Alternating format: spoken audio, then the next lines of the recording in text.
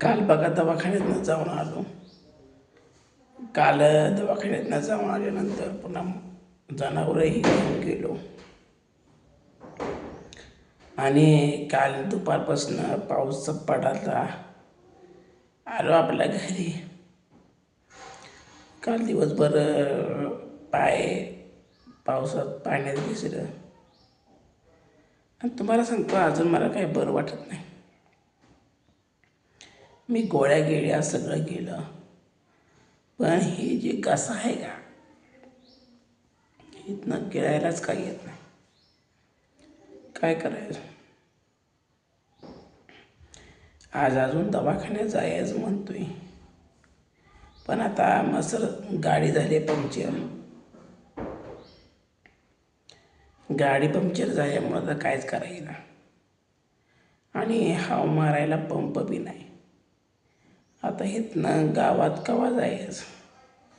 तर तुम्हाला सांगतो हे गुडघ्या बसण्याखाली पाय दुखतात. आज टोचायला जायचं म्हटलं तरी बी टोचायला जायला येत नाही. काय करायचं?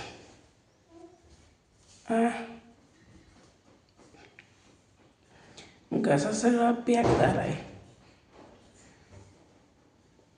आज मसराकडे तर कोण जायचं असा प्रश्न आहे. गिळायला जी ना हो. आणि पूजा काय अजून आली नाही. पूजा भावाला आंघोळी घालायला गेली ती तकडच आहे आणि मी इकडं आजारी पडलोय.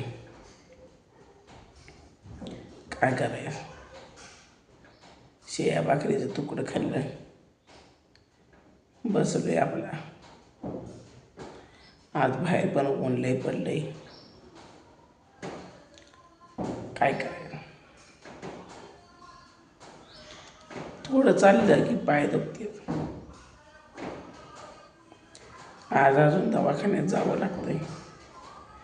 एवढ्यानं आता काय होतंय? काय होते माहीत आहे का? डोकं सारखं झोपच लागते. काम करायचं म्हटलं की जा वाटत नाही आणि बोलायला बी जास्त येत नाही. कारण काय कशात दुखतंय. कसं आहे माहीत आहे का? 2 वर्षातनं मी आजारी पडलो. ह्याच्या आधी मी कधी आजारी पडत नाही.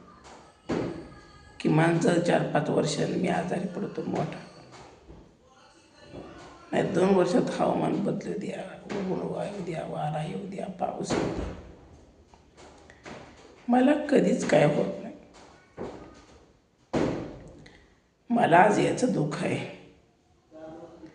की मी आज दवाखान्यात जायचं तर त्याच हिशोबावर आज गाडी पंक्चर जाईल.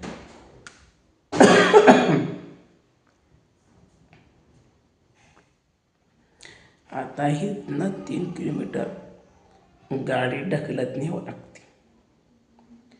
गाडीवर बसून तसाच गेलो तर गाडीची ट्यूब खराब होणार. गाडीची ट्यूब खराब झाली की पुन्हा अजून 400 रुपये 500 रुपयाला बरदाट. आधीच दवाखान्यात जायला पैसा नाही. गाडीची काय तर गाल आटपडलं गेल्यावर कुठं तरी एखादी तार असणार आहे आणि ती तार गाडीत घुसल्यामुळं गाडी पंक्चर आहे. पुढ्यात नाही येताना तुम्हाला सांगतो नेमकं काट ही पावसामुळं काट गेली का तार गेली हे काय कळत नाही. गाडीच्या मागच्या चाकात हवा नाही. पुढचं चाक पंक्चर झालं असतं तर मागच्या बाजूला बसून तसंच गेलं असतं. पण नेमकं मेन चाक पंक्चर झाले. याचं मला लय टेन्शन आलं आणि अजून तुम्हाला सांगतो पूजा काय आलीच नाही. तिला पण काळजी आहे. इकडं मी आजारी पडलोय, एकटा दारा पिळतोय. म्हणजे मला ह्या आजारपणात किती संकट माझ्यावर आली आणि ती संकट मी झेलतोय. म्हणते ती ना, दुष्काळात 13वा महिना पडला. तसं माझं काम झाले.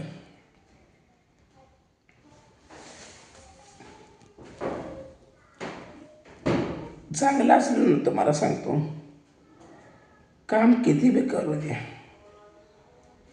काय सुद्धा अडचण येत नाही. पण आजारी पडलं की मला काय सुचत नाही.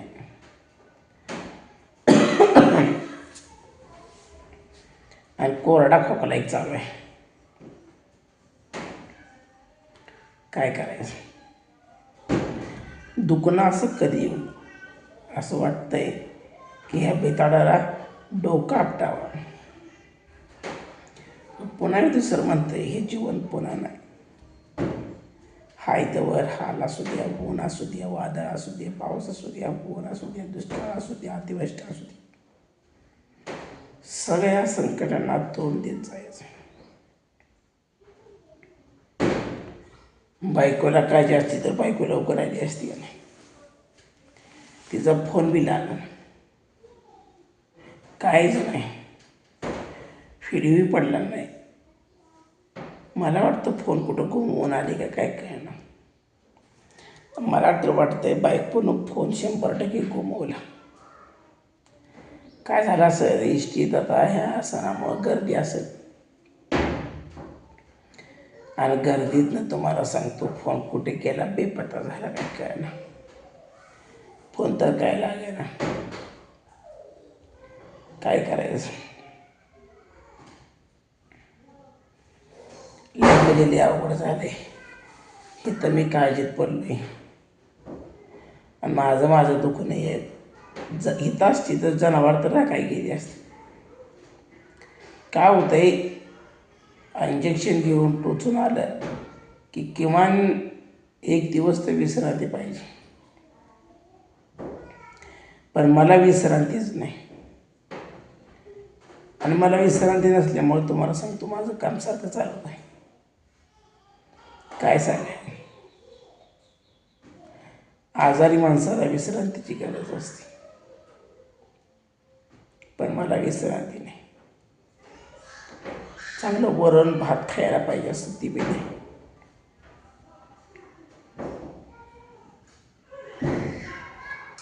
आणि त्या पूजाला काहीच काळजी नाही.